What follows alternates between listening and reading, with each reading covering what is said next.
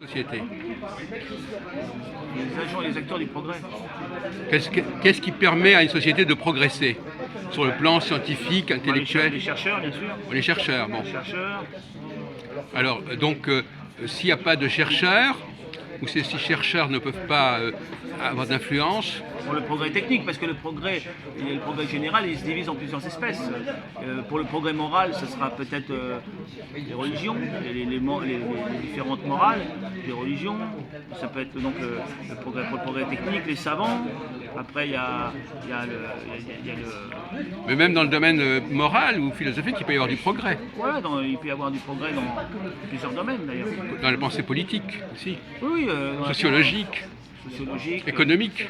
Le progrès économique, ça c'est les acteurs économiques. Non, la pensée économique, c'est pas seulement les chefs d'entreprise, c'est le modèle économique, le modèle social, le modèle politique, le modèle constitutionnel. Par exemple, la Cinquième République a-t-elle été un progrès sur le plan du droit constitutionnel, par exemple? Ça, c'est pas du progrès scientifique. Bon, alors, ça dépend de quel... Donc, qu'est-ce qu'il faut faire pour encourager le développement du progrès dans un pays donné? Ou qu'est-ce qui empêche, inversement, le progrès de se faire dans un pays donné? Quels sont les blocages au progrès? Voilà. Les blocages au progrès. Les entraves au progrès. Ou les erreurs qui font que le progrès ne joue pas son rôle dans une société donnée. Dans la matière d'éducation, des mauvaises éducations, ça peut empêcher les gens d'arriver à une bonne compréhension des choses, et donc le progrès technique, tout ça, ça peut stagner. Le progrès moral, c'est aussi la dissolution des mœurs qui va empêcher le progrès moral, bien sûr. L'amélioration. Oui. Voilà. Il y a plusieurs...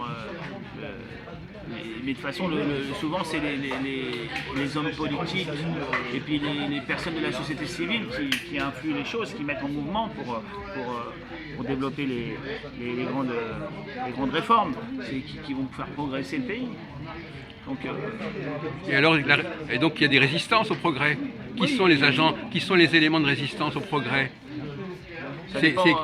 C'est quoi là, dans une société? Ça dépend dans quel sens on veut faire progresser la société. Parce que si on veut faire progresser la société dans un sens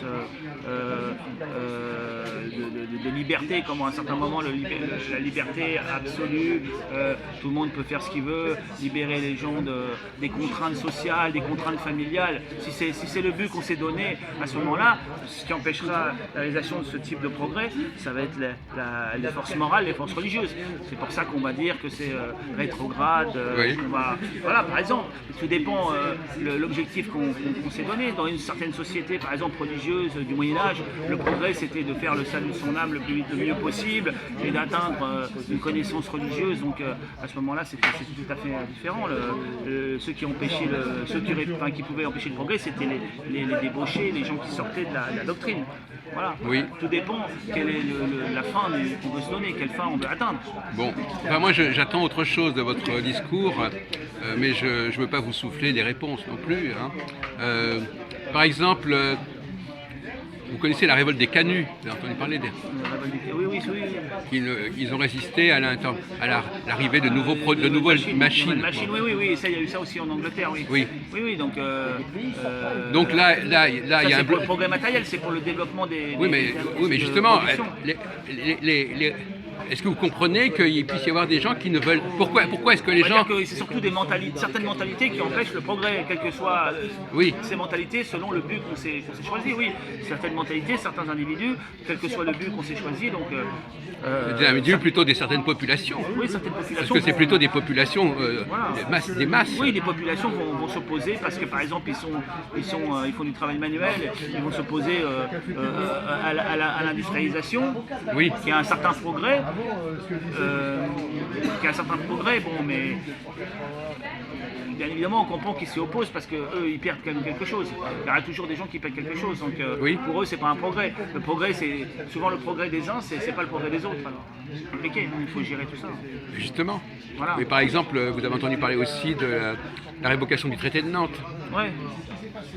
Ça, c'était au niveau religieux, ça c'est au niveau des... Ah oui, mais ça n'a pas eu que des effets religieux. Oui, C'est des populations qui ont dû partir. oui, qui ont dû partir parce qu'ils ne pouvaient plus pratiquer le protestantisme. Oui, c'est ça, en 1785. Oui, donc...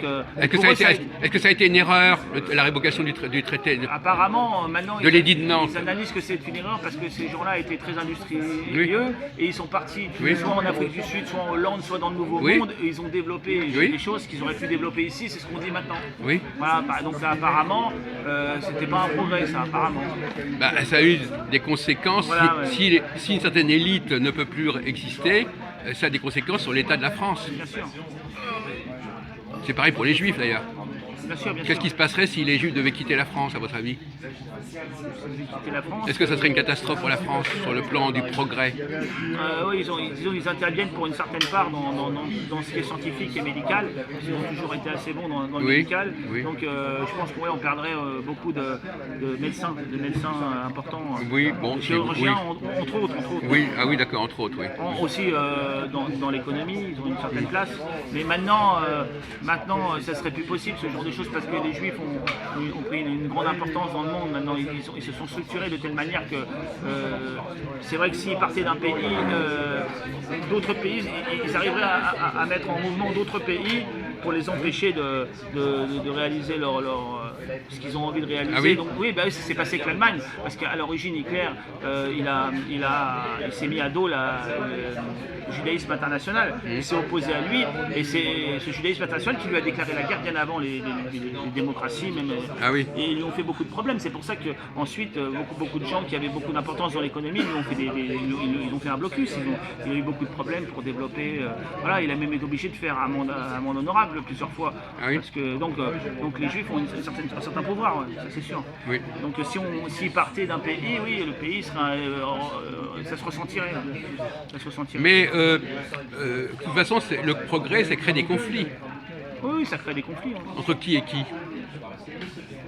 Entre ceux qui veulent cette fin, la fin de ce progrès, et puis ceux qui ont une... Non, mais est-ce que vous pouvez les désigner, ces catégories?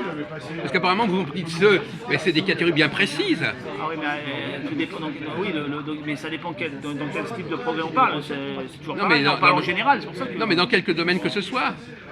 Il y a toujours les gens qui résistent, c'est la minorité ou la majorité? C'est la majorité ou la minorité, ça dépend. Des fois ça peut être une minorité, des fois c'est la majorité qui résiste, ça peut arriver. Oui, ça dépend. Je suis pas sûr que ce soit toujours la minorité qui résiste, mais J'ai pas dit ça. Mais bien souvent c'est une minorité, oui, une minorité assez importante. Enfin, une minorité, oui. Non, c'est la majorité. C'est assez curieux votre discours. Une minorité, mais qui soit quand même assez importante. Mais c'est plutôt le contraire. C'est toujours la majorité qui résiste. C'est pas la minorité. La minorité, c'est elle qui veut.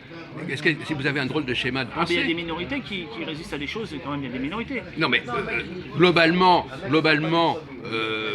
c'est le peuple qui résiste au progrès. On peut dire ça, oui, le peuple qui résiste à tous les niveaux, dans tous les domaines. Ils ont des habitudes de penser, ils ont des façons de travailler, et ils font bloc contre le progrès qui est représenté par les minorités.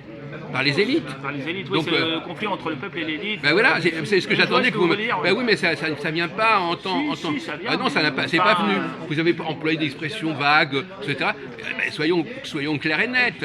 Sociologiquement, c'est la masse qui résiste au progrès, dans tous les domaines, parce qu'elle a ses habitudes de pensée, ses habitudes de travail, et que c'est l'élite qui veut casser ses habitudes. D'accord. Eh oui, quand même. Donc, alors maintenant, le